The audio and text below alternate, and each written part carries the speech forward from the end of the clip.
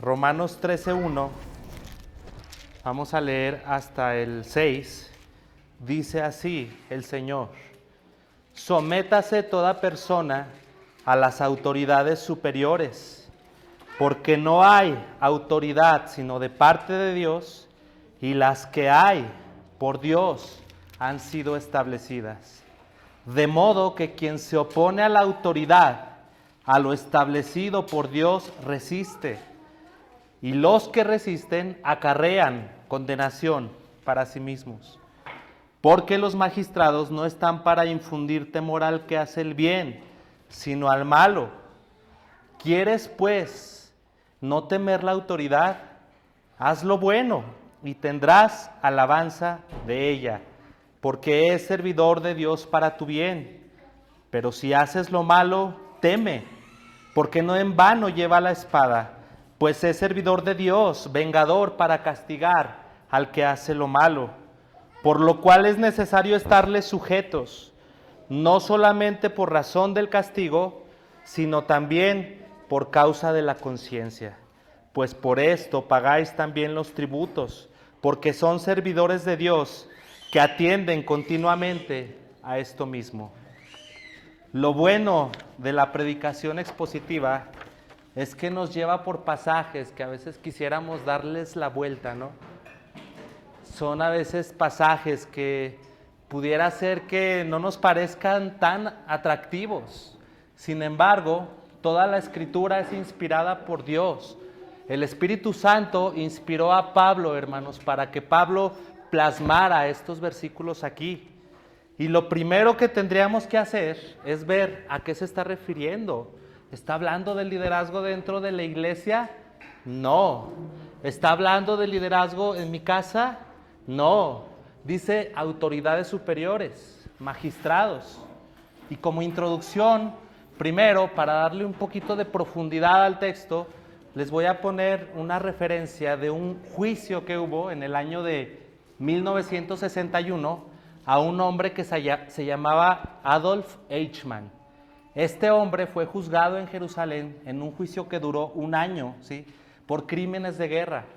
Este hombre era el responsable de echar a los niños en trenes y mandarlos a Auschwitz y a los campos de concentración. Cuando lo arrestaron después de la guerra, lo llevaron desde Sudamérica hasta Jerusalén para juzgarle. Y este y su defensa decían que Eichmann era un buen ciudadano, responsable, y que simplemente le estaba obedeciendo órdenes superiores. En ese momento de la historia, en ese espacio en particular que era Alemania, la autoridad superior era los nazis, Hitler, el Tercer Reich. Entonces él de alguna manera se estaba sometiendo de manera obediente a las autoridades. Cuando lo juzgaron, escribe la escritora Hannah Arendt, hizo un libro que se llama Un estudio sobre la banalidad del mal. Le dijo, el juez le dijo, un soldado debe saber distinguir entre la norma y la chocante excepción. Las órdenes criminales no se cumplen. La ley de la conciencia niega estas órdenes aunque vengan de parte de un gobernante. Eichmann fue colgado un año después de un largo juicio, y su muerte representó, su juicio y su muerte representó un juicio en el que decían muchos, desde el punto de vista filosófico, psicológico, ético y moral, que en ese banquillo estaba siendo juzgada la conciencia de la humanidad entera, hermanos. Porque ¿qué hubieras hecho tú con toda esa presión, con todo ese sistema, si te hubieran dado órdenes específicas de firmar unas hojas cuando tú sabías de antemano que no era algo bueno, pero tu integridad estaba en riesgo si no lo hacías? ¿Hubieras muerto por causa de la ley de la conciencia, o hubieras cedido y hubieras firmado las hojas desobedeciendo a la ley de la conciencia y obedeciendo al gobierno de ese entonces? Por eso ellos argumentaban que cualquiera podía estar en el caso de Eichmann sentado en ese juicio y siendo juzgado. Este texto que estamos leyendo, mal interpretado o torcido, hermanos, puede llegar a ser una justificación para actos malos. si no lo entendemos. El texto enseña de la autoridad suprema de Dios, enseña de la relación entre yo como cristiano y el Señor como el Rey de todo y el que gobierna.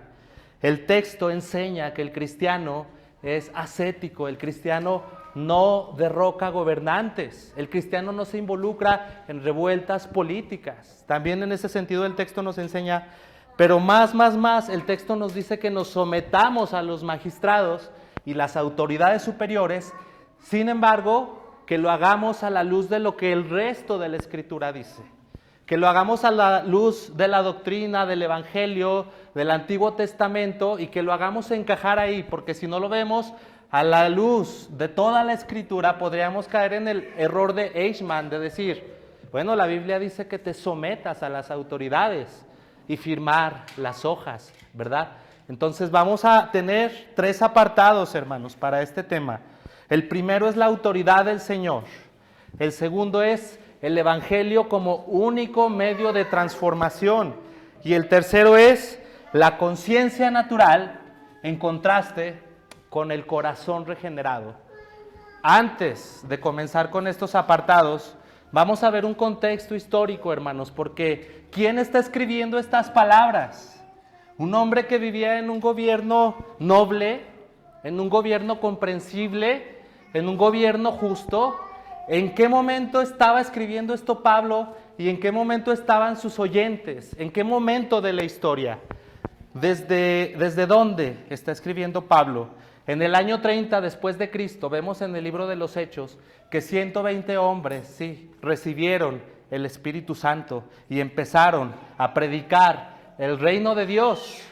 Pero ellos recibieron revelación del Espíritu Santo para saber que no era un reino político de este mundo, sino un reino espiritual que trasciende a este mundo terrenal.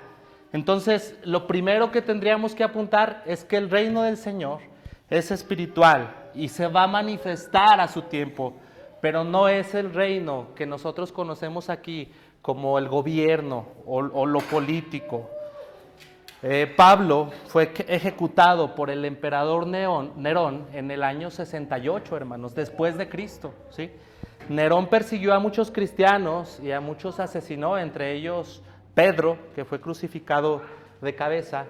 Y dicen los libros de historia que los patios del emperador Nerón estaban llenos de antorchas humanas, que eran los santos que habían sido perseguidos y quemados vivos por causa del Evangelio. En ese gobierno, Pablo nos escribe estas palabras de que nos sometamos a las autoridades superiores, hermanos. En el año 70 después de Cristo hubo una guerra entre los celotes judíos y Roma, y fue desolada y desollada Jerusalén. En medio de esta guerra podemos ver cómo un grupo de judíos se levanta contra el Imperio Romano y ellos piensan que de parte de Dios van a derrocar a los romanos. 120 millones de soldados adiestrados en batalla contra un grupo de sediciosos. Los aplastaron, hermanos. No pudieron. Jerusalén fue destruida hasta el año de 1945, me parece, 48, cuando otra vez Israel volvió a aparecer como nación. Pero en el año 70 después de Cristo, Vespasiano y Tito destruyeron y desolaron la ciudad. Entonces, esto es un contexto histórico para que vayamos viendo qué estaba pasando. La primera persecución hacia los cristianos no fue por parte de Roma, hermanos. La primera persecución hacia los cristianos fue por parte de los judíos, por el celo judío. Porque ¿cómo es que los gentiles iban a tener también la salvación? Nosotros somos la nación elegida. Y si Pablo y Pedro y los apóstoles están predicando que los gentiles tienen la salvación del Señor, entonces ese celo encendió la persecución. La primera persecución contra la iglesia fue el celo judío, pero ahí no paró. En el año 90 después de Cristo hubo un emperador que se llamó Domiciano y este comenzó una persecución imperial en contra de los cristianos. Nos preguntamos por qué tendría Roma el interés de perseguir a los cristianos. Les voy a dar 4 razones. La primera, Los emperadores se tenían como dioses en el Imperio Romano y se les erigían estatuas.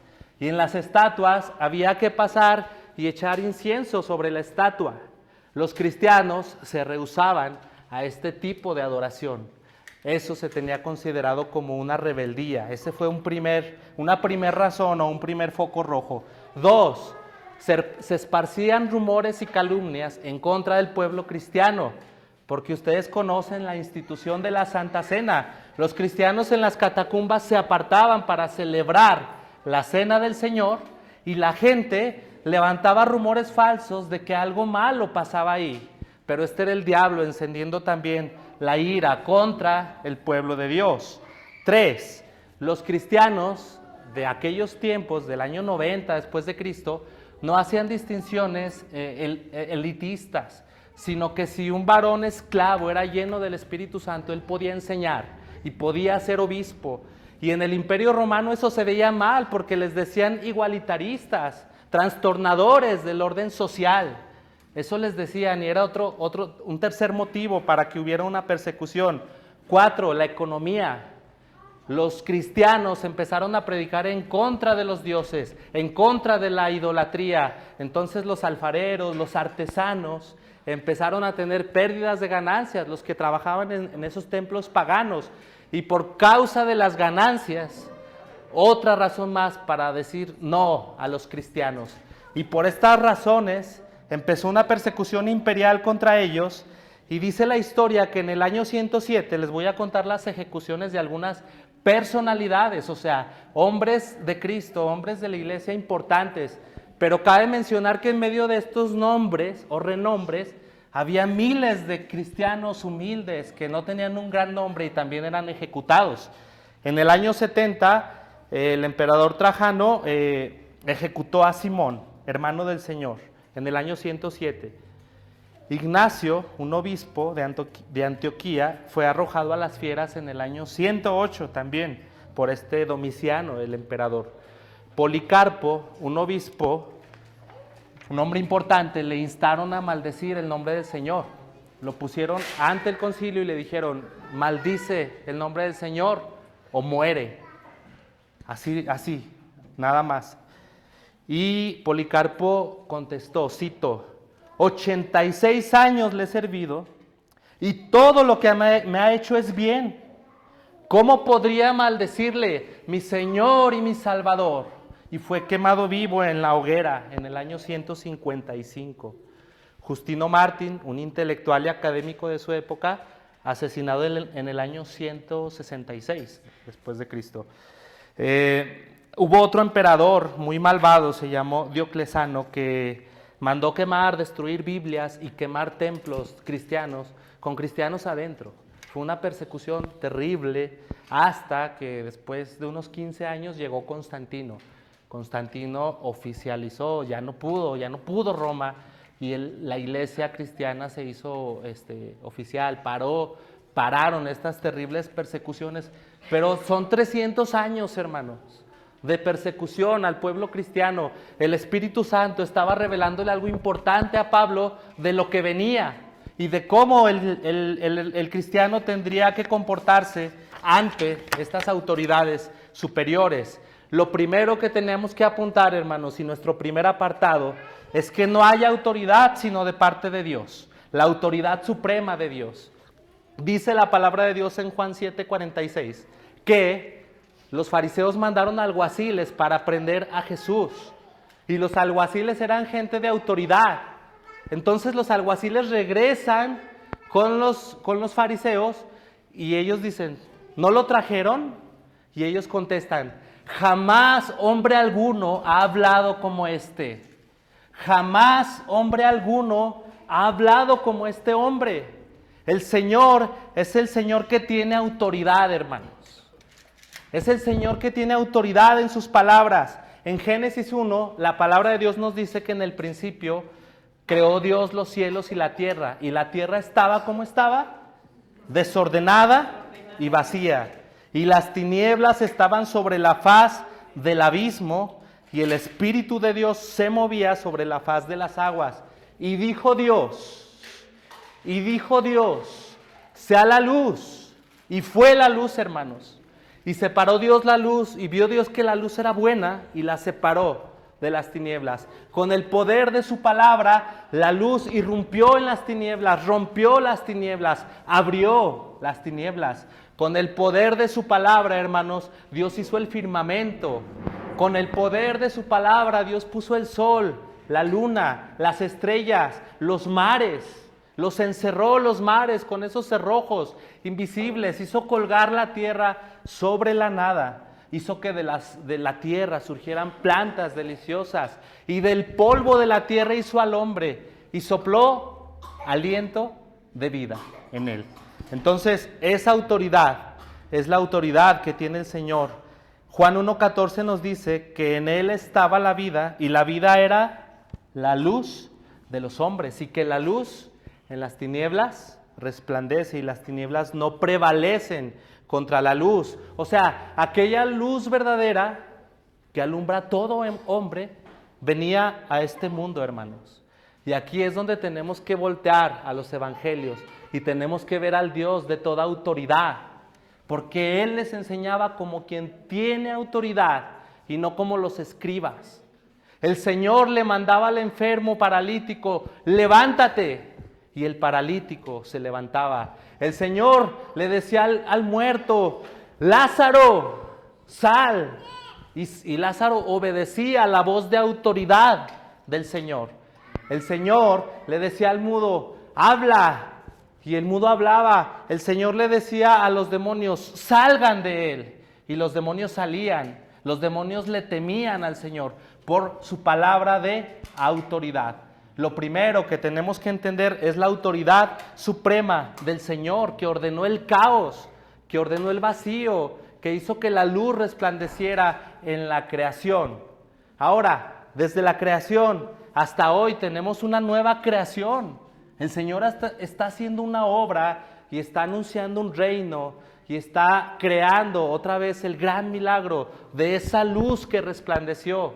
Pero ahora esta luz no resplandece en el vacío de lo material. Ahora esta luz verdadera que alumbra a todo hombre resplandece en los corazones. Hermano, ahora el Señor no manda con su voz de autoridad al leproso que se ha limpiado. El Señor manda con voz de autoridad a aquel vil pecador que sea limpio por medio de su sangre. El Señor no manda a un mudo a que hable, pero sí le habla a un mudo espiritual a que proclame la gloria de Dios y el evangelio. El Señor en este tiempo no le dice al que está paralítico, levántate y toma tu lecho, pero sí le dice al creyente que está derribado o al incrédulo que está reprimido, levántate, con esa voz de autoridad. Yo te pregunto, hermano, ¿esta luz ha resplandecido en tu corazón? ¿Esta voz de autoridad resplandeció en tu mente y en lo más profundo de tu ser? La voz del Señor está despertándote, está trayendo luz a estas tinieblas. Dice el Señor, yo soy la luz del mundo. El que me sigue no anda en tinieblas, sino que tendrá la luz de la vida. Hermano, Él es el Señor de toda autoridad. Él puede hacer que todas esas cargas que tú tienes desaparezcan. Él puede hacer que toda esa culpa que te acecha sea quitada, hermano. Él es el Señor que tiene toda la autoridad. Y es el Señor que nos pone el ejemplo. Cuando el Señor nació, fue perseguido desde que era un bebé. Herodes lo mandó matar, perseguir y matar, ¿sí? Fíjense lo que dice Pablo, que estemos sujetos a las autoridades superiores. En ese tiempo Herodes era rey, persigue al Señor, el Señor se lo llevan a Egipto y el malvado rey Herodes manda matar a muchísimos niños menores de 2 años por el celo de que él era el rey y no podía haber otro rey. Entonces, dice Mateo 2:16, Herodes cuando se vio burlado por los magos se enojó mucho y mandó matar a todos los niños menores de 2 años que había en Belén y sus alrededores. Ven que el Señor, que inspiró esta escritura de que nos sometamos a las autoridades, fue perseguido por las autoridades. ¿Pueden verlo, hermanos? Jesús se mantuvo al margen del Imperio Romano. Los judíos estaban ansiosos porque llegara el Mesías, hermanos, porque ellos querían libertad política del yugo, de la ocupación romana. Y ellos todo el tiempo estaban pensando que Jesús iba a levantar un ejército y que iba a pelear contra César y que lo iba a derrocar y que ahora el imperio de Roma iba a pasar a los hebreos y ellos iban a dominar sobre la tierra. Este era el pensamiento judío, pero el Señor no tenía esos planes.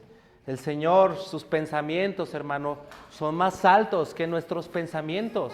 Nosotros vemos hacia abajo, Él ve todo en plenitud, hermano. Él vuela sobre las alas del viento. El Señor es soberano, el Señor gobierna, el Señor reina. Entonces, ¿qué nos está enseñando Pablo aquí? Que tenemos que obedecer todo lo que diga la autoridad. Es lo que vamos a ir desarrollando. En este apartado estamos hablando de la suprema autoridad del Señor. Entonces, hay un fragmento que tenemos que tener bien claro. Se dice de un hijo engreído que entró en las labores de su padre a trabajar con los obreros, ¿sí? Pero este hijo engreído no respetaba las reglas. Este hijo engreído quería hacer lo que él quería porque era el hijo del dueño de la viña. Entonces el papá lo tuvo que disciplinar. ¿Qué hay detrás de lo que nos quiere decir Pablo? ¿Qué nos quiere enseñar el apóstol Pablo? Que hay una medida en la que tenemos que someternos a la autoridad superior, hermanos. Y esa medida es en aquellas cosas que no son gravosas a la ley de la conciencia y aquellas cosas que no son gravosas a la ley que Dios ha revelado en su palabra, ¿sí? Hay cosas que el Señor, bueno, para empezar, el Señor pone las autoridades superiores para nuestra protección y nuestro bien. Imaginen, hermanos, que no hubiera gobierno ni policía. Ahorita podría entrar alguien y acabar con nosotros sin consecuencias. No en vano llevan la espada. Ellos tienen una función. Cuando el apóstol Pablo en el libro de Hechos nos dice la palabra de Dios que estaba siendo perseguido, él fue protegido por Roma, porque los judíos lo querían linchar ahí por predicar el nombre de Cristo. Y Félix y estos gobernadores, el rey Agripa, lo defendieron, lo guardaron, ¿sí? De esta furia de los judíos. Entonces, hermano, las autoridades están ahí para que este mundo pueda ser habitable. La raíz etimológica de la palabra ética es ethos, del griego, y significa, en su significado más puro, un establo en el que pueden habitar el ganado, ¿sí? Un estado en el que pueden coexistir. Entonces, esta ética, esta palabra que nos enseña, nos dice algo acerca de la función que tienen hoy los gobiernos para proteger la integridad del pueblo. Ahora, no son gobiernos justos como ya vimos en la historia, ¿verdad? Pero ahorita vamos a ver cómo se desarrolla el pensamiento de nuestro texto bíblico para que eso pueda quedarnos claro y pueda ser de provecho para nuestras almas. Ahora, en esas cosas que sí nos debemos de someter, está pues tener nuestros papeles en regla, ¿sí? Tener nuestros papeles en regla. El cristiano no debe de aprobar documentos falsos para ir a Estados Unidos, ni cruzar de manera ilegal, porque ahí no hay obediencia a Dios, porque dice Pablo, sométanse a las autoridades superiores, ¿sí? Porque no hay autoridad sino de parte de Dios, y las que hay por Dios han sido establecidas. Entonces, yo voy a ser ese hijo engreído.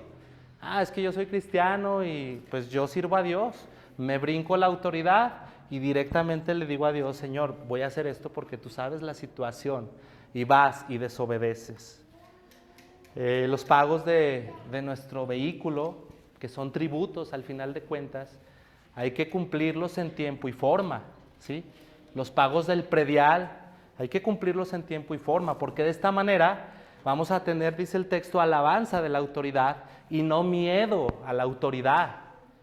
Los que tenemos actividad, tenemos que reportarle al SAT, al Servicio de Administración Tributaria. Tenemos una hoja que se llama Constancia de Situación Fiscal, en la que le estamos dando al gobierno la evidencia de nuestros movimientos para que ellos sepan. Tanto las empresas como los particulares, yo creo que en los recibos de Oscar, que es docente, ahí aparecen tus impuestos, ¿no? Pagamos tributo al César, como quien dice, pagamos nuestros impuestos y colaboramos al gasto público para que este mundo sea habitable, ¿sí? Es bueno que hagamos eso, que reportemos y seamos obedientes a Dios en temas, por ejemplo, legales como el matrimonio, ¿verdad? No podemos estar viviendo en unión libre porque luego muere uno de los cónyuges, se hacen problemas con los bienes y todo fue por no obedecer la palabra del Señor. Debemos de tener un testamento, debemos de tener todo en regla para evitarnos, hermanos, problemas por causa de desobediencia. Si vamos en la carretera y nos para el tránsito, tenemos que tener nuestra tarjeta de circulación actualizada y nuestra licencia de conducir actualizada. Y si ya nos sorprendieron en alguna infracción, es nuestra gran oportunidad para dar testimonio y decirle al policía, no te puedo dar dinero, eso es soborno, porque soy cristiano y la palabra de Dios dice, y es nuestra oportunidad para testificar. Y a lo mejor no nos va a ir muy bien, ¿verdad, Josué? Vamos a perder tiempo y más dinero, pero no por razón del castigo, sino por causa de la conciencia, hermanos. Tenemos que someternos a las autoridades. La palabra de Dios en Lucas 3:12 dice algo de Juan el Bautista. Cuando estaba el Bautista predicando en el desierto, fíjense lo que pasó. Vinieron unos publicanos para ser bautizados y le dijeron a Juan, ¿qué haremos? Porque Juan los estaba condenando. Generación de víboras. ¿Quién los enseñó a huir de la ira venidera? El hacha está puesta a la raíz y todo árbol que no da frutos es cortado. O sea, la predicación de Juan era tan fuerte que ellos en su corazón se estremecían y le decían, Juan, ¿pero qué hacemos? Y vean la respuesta de Juan. Juan les dijo, no exijáis más de lo que os está ordenado, le dijo a los publicanos. ¿Qué pasa aquí? Que el servidor público recibe los tributos y cobra de más y desvía los gastos. Eso siempre, desde la antigüedad, siempre ha existido. Y Juan les dice, no exijan más de lo que está ordenado. También le preguntaron unos soldados, fíjense, unos soldados romanos, ¿qué haremos? Y les dijo, no hagáis extorsión a nadie ni calumniéis y contentaos con vuestro salario. ¿Qué consejo les dio Juan a estos hombres para que empezaran a más o menos ordenar sus vidas, hermanos? Entonces, hay que hacer los trámites bien. Estos mandamientos que son del gobierno, que no son gravosos delante de Dios, dan buen testimonio de a quién servimos. Imagínate un cristiano, hermano, haciendo cosas chuecas, no contento con su salario. Se da mucho, desafortunadamente, por ejemplo en la UAS, el desvío de recursos, ¿sí? Vamos a pintar un salón y necesitamos 10 latas de pintura. Y la pintura es de la mejor calidad. Y piden mucho dinero y nada más usan una de la más corriente y todo ese dinero se lo gastan. No, es que el comedor necesita que llevemos todo el mandado. Inflan las cantidades y ya nada más reportan ahí una parte y lo demás se lo quedan. No están contentos con su salario, ¿sí? Entonces, hermanos, eso lo podemos comprender de los que andan en tinieblas. Lo podemos asimilar para aquellos que viven en la prisión de la maldad. Pero, hermanos, hay cristianos que caen en estas faltas. Hay cristianos que no se contentan con su salario. Ahí, dice el apóstol Pablo, acarrean condenación para sí mismos. Acarrean consecuencias, hermanos. No tener todo en regla va a traer consecuencias. Pero vamos a ver otro frente. ¿Qué pasa con el médico cristiano que es forzado a practicar un aborto? O la enfermera que le va a ayudar. ¿Qué pasa con el funcionario público al que se le pide que participe de los alimentos del rey? ¿Sí me entienden, no? O sea, vas a una comida porque es tu jefe, te ofrecen una cerveza, un cigarro, y tú dices, No, pues no le puedo decir que no a mi jefe. Pues dame la cerveza. Eres cristiano, o sea, espérate. ¿Qué pasa con el subordinado al que se le obliga a alterar una cifra en un documento para un desvío de recursos? ¿Qué pasa? Pues, o al cristiano que se le pide en la carretera el soborno, ¿verdad? ¿Qué pasa?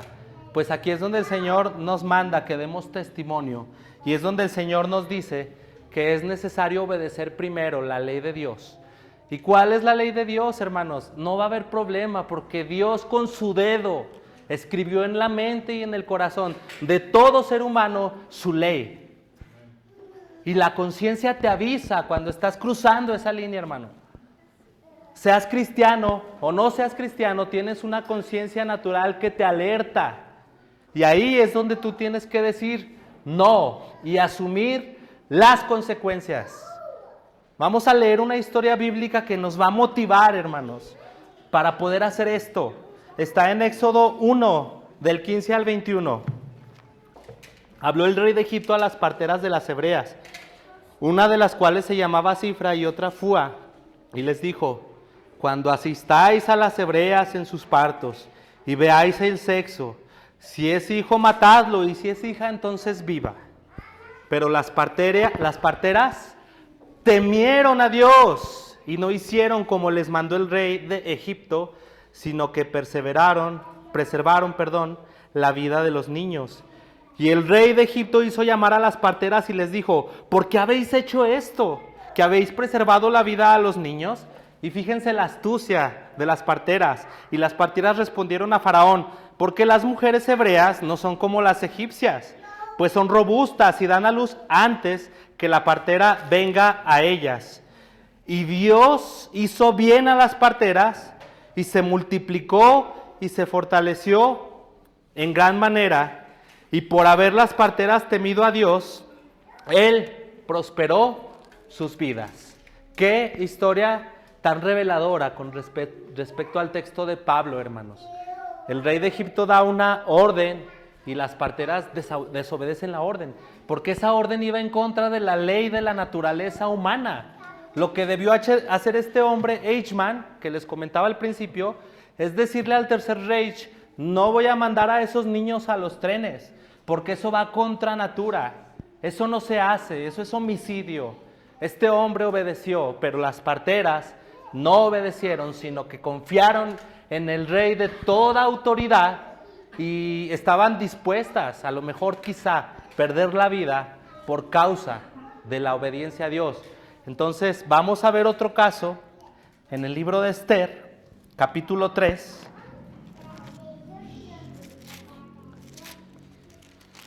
Es el caso de Mardoqueo, también es un caso 3:2, vamos a leer.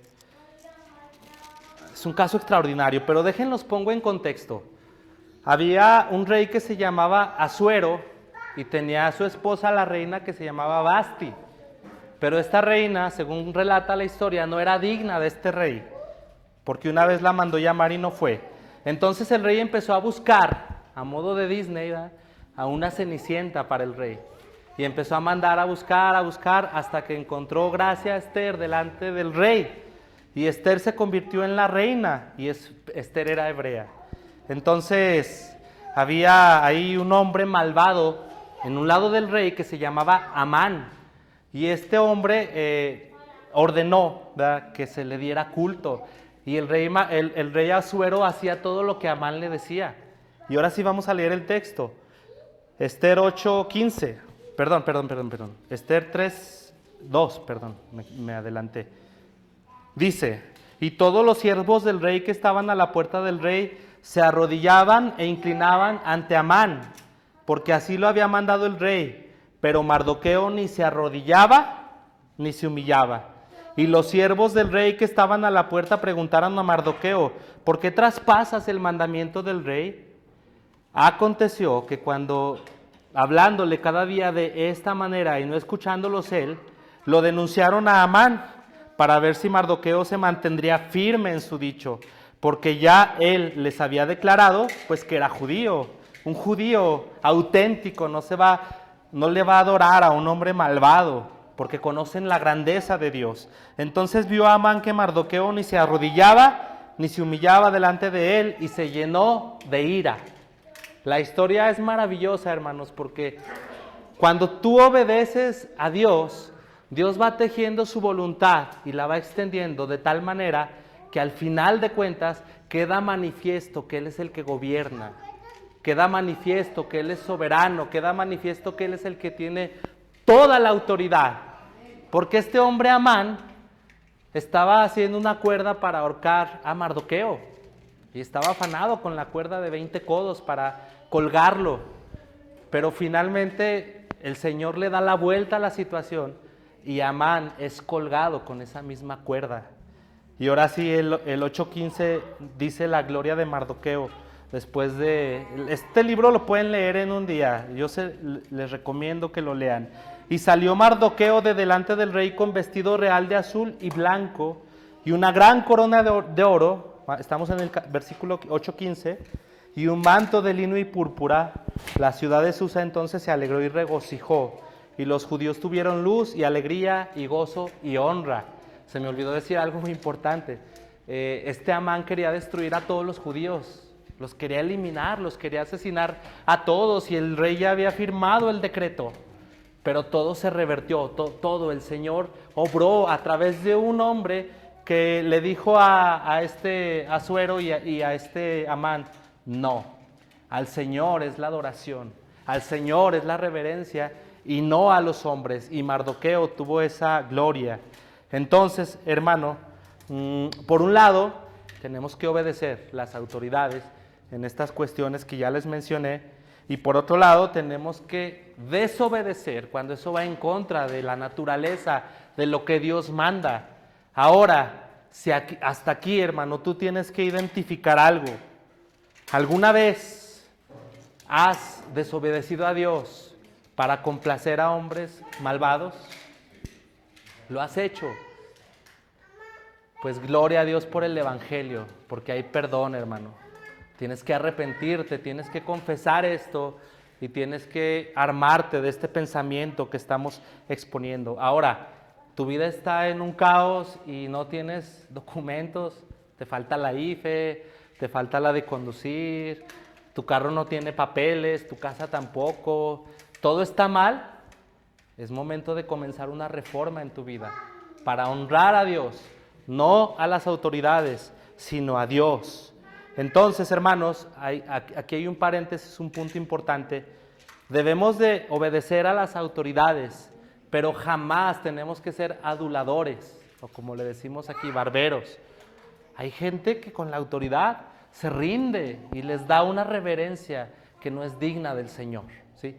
Tenemos que someternos de manera sabia, en lo que es cabalmente razonable, pero nuestra reverencia y nuestra sumisión completa es para el Señor, no para los hombres. Recuerda que estas autoridades eminentes son hombres como tú, hermano.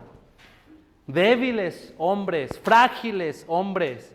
Si tú vas al Palacio Nacional en la Ciudad de México y ves al presidente, hónrale. Dice la palabra de Dios que a los que están en eminencia oremos, roguemos por ellos, ¿sí? Pero nada más, hermano, un saludo, eres una autoridad superior. Pablo, cuando el sumo sacerdote lo mandó golpear, nada más porque estaba testificando de Jesucristo, le dijo: ¿por qué me golpeas? Y le levantó la voz. Y le dicen a Pablo: ¿así le hablas al sumo sacerdote? Y Pablo se disculpa.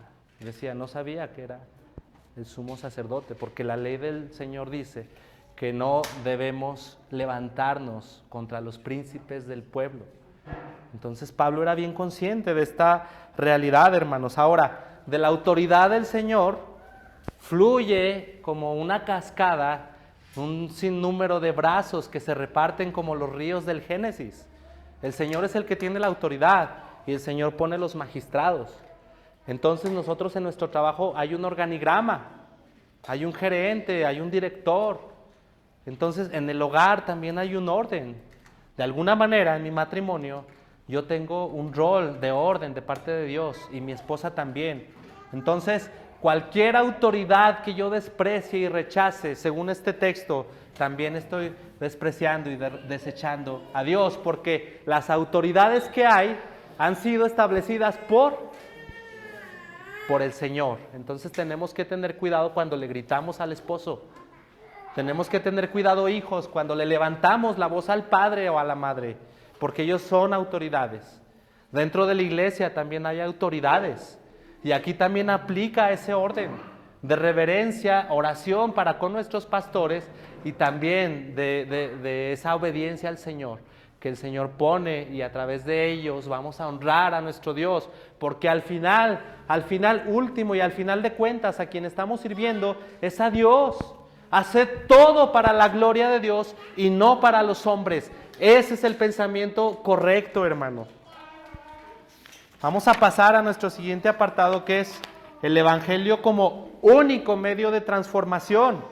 El texto dice: los que resisten atraen condenación, acarrean condenación. Ahora, hay que estar conscientes que hay un conflicto, hermano. En este mundo está creciendo el trigo y la cizaña. En Lucas 4:15 nos dice la palabra de Dios cómo el diablo en el desierto lleva al Señor a un monte muy alto y le muestra el reino, los reinos, y le dice: todo esto te daré si postrado me adorares. Hay un conflicto real, hermanos, y estos gobiernos se han corrompido de gran manera, como un cáncer que se extiende por un cuerpo entero, y nosotros estamos en medio de todo esto. Entonces hay que obedecer y ya. No es una obediencia pasiva, hermanos, es una obediencia activa. ¿Pero cómo? ¿Cómo hemos de resistir al malo? Dice Santiago 4:7, someteos pues a Dios, resistir al diablo y éste huirá de vosotros. En el libro de la guerra de los judíos, Josefo nos enseña que había un grupo de sediciosos que eran los celotes. Y les voy a citar lo que dice Josefo. Después de la batalla de Jotapata, apareció otro género de bandidos llamados sicarios, de la raíz hebrea sica, que significa puñal, o celotes. Estos asesinaban en las fiestas públicas con tal de causar revuelta y se mezclaban entre el alboroto. No temían a Dios, sino engañaban al pueblo con el pretexto de hallarse inspirados por la divinidad, dice Josefo. ¿Qué pasaba? Que estos hombres, en su vanidad, pensaban que eran el pueblo elegido de Dios y que ellos tenían que ser príncipes y gobernantes en este mundo. Y si Roma lo impedía, pues vámonos contra Roma. Causaban revueltas y causaban daño al mismo pueblo judío. En el sitio de Jerusalén, en el año 70, el hambre y la desgracia vino por causa de estos sediciosos. Roma quiso negociar, quiso hacer las cosas como para no destruir, porque ellos admiraban de alguna manera la cultura judía. Pero estos celotes eran sediciosos, traían el puñal escondido y asesinaban para causar una revuelta y poder asesinar a un centurión. Tenían un pensamiento sedicioso. Esto es reprobable delante de Dios y aplica en el texto que estamos diciendo, que no se resista a la autoridad el hombre de Dios, ¿sí? Porque el que se resiste atrae condenación para sí mismo. Hay un conflicto, pero hay una forma de atacar ese conflicto. El diablo, hermanos, encendió el fuego de la persecución en contra de la iglesia. La iglesia fue perseguida. Pero al diablo ya no le funcionó la persecución y cambió la estrategia y contaminó la visión de la iglesia, porque el reino del Señor no es de este mundo. Un cristiano que tiene sus ojos puestos en este mundo, que quiere impactar en la política, que quiere impactar en la economía, que quiere impactar en la universidad, es un cristiano que ha perdido el foco, porque el reino del Señor ha de manifestarse. Es un granito chiquito de mostaza que después es una hortaliza gigante donde las aves se posan. El reino de los cielos es un tesoro escondido, hermanos, que ha de revelarse. El Señor ha de regresar y va a reinar sobre su pueblo, pero en este momento es el momento del conflicto, hermano. En este momento, ¿cómo vamos a combatir? Porque estamos en medio del conflicto, estamos creciendo con la cizaña. La única manera de transformar es por medio de la proclamación del Evangelio. de que la luz alumbre en las tinieblas, hermanos.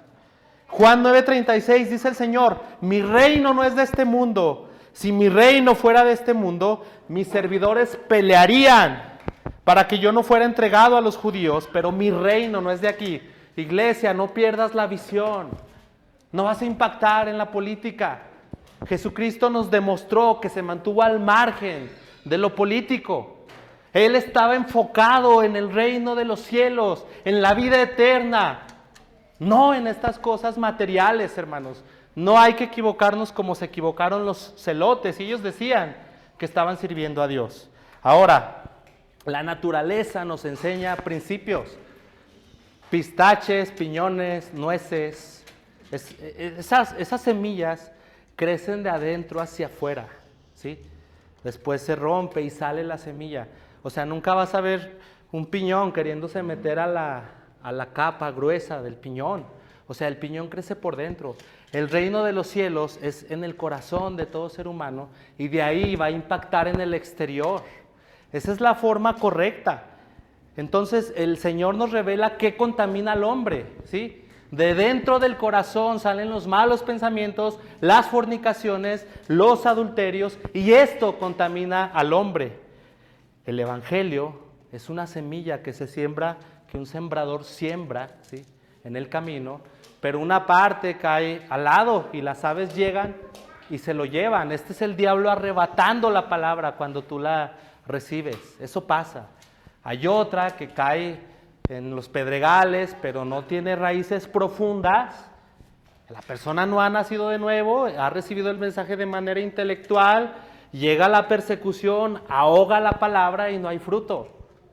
Hay otra parte que crece, pero la cizaña la envuelve.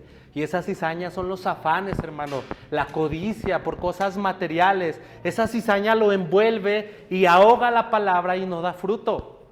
Pero hay una semilla que se siembra en buena tierra y esta semilla prospera y crece y da fruto al 100%.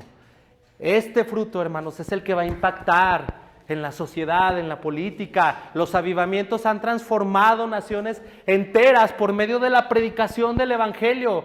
Pero que yo sepa, un gobernante no va a impactar a miles de personas para que vengan a los pies de Cristo. Eso es falso, hermanos. Ha de ser con los medios que Dios propone, y esto es la predicación del Evangelio como único medio de transformación. El apóstol Pablo dice que no solo por razón del castigo debemos de estar sujetos, sino por causa de la conciencia. Hermano, si quebrantas estas leyes que son pequeñas, ¿sí?, de las autoridades, ¿cómo te vas a someter a las leyes del Señor que son grandes?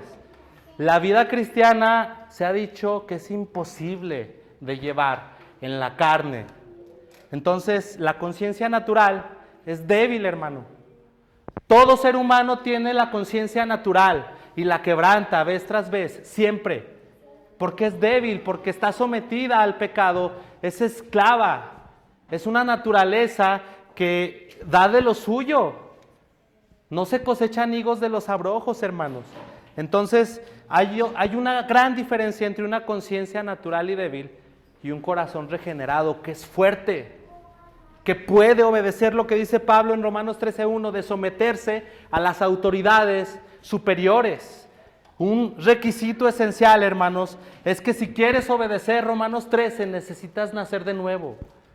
Y si no has nacido de nuevo, hermano, vas a ser esclavo del pecado. Necesitas este principio. Necesitas una nueva naturaleza para poder sujetarte de forma correcta a las autoridades. Hay un tipo de obediencia que se enfoca en el castigo nada más. Hay cristianos que crecen desde niños en hogares cristianos y les conviene ser cristianos.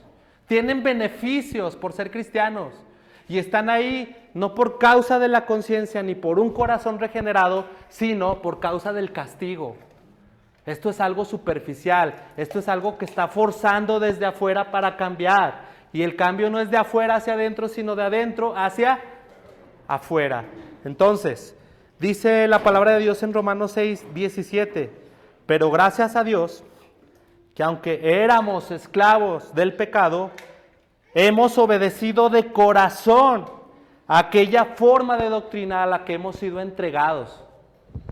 Hermanos, esta obediencia que Pablo demanda en Romanos 13 es una obediencia de corazón, conscientes de que Dios todo lo ve. Dios ve lo profundo de tus pensamientos. No importa que no te esté viendo la autoridad, Dios te ve. No importa que no te esté viendo el pastor, Dios te está viendo. No importa que no estén ahí tu esposa, porque como un papiro Dios puede leer todos tus pensamientos. Y por causa de que eres consciente de que Dios es omnisciente, por causa de tu conciencia y de tu conocimiento de Dios, tienes que obedecer y no por causa del castigo, hermano. Ahora, quiero preguntarte algo. ¿Vas a intentar reformar tu vida? Ordenar tus papeles, pedir perdón por aquellas veces que obedeciste al malvado, afrontar las consecuencias de decirle no a un gobernador, a una autoridad. Pero si lo intentas, hermano, en tus propias fuerzas vas a fracasar. ¿Recuerdan a Pedro? Cuando él dijo, yo voy a dar mi vida por ti, Señor, y le negó 3 veces. Pedro no estaba listo, no estaba revestido todavía del Señor. Hermano, si has sido Pedro, espérate, vas a seguir, vas a avanzar y va a llegar un momento en el que vas a estar lleno del Espíritu Santo para poder hacer esto que es humanamente imposible. Ahora, ¿qué tenemos que hacer? Primero, pues no ser negligentes en cuanto a la piedad, porque el cristianismo no es venir aquí, hermano, ni escuchar predicaciones, ni cantar canciones.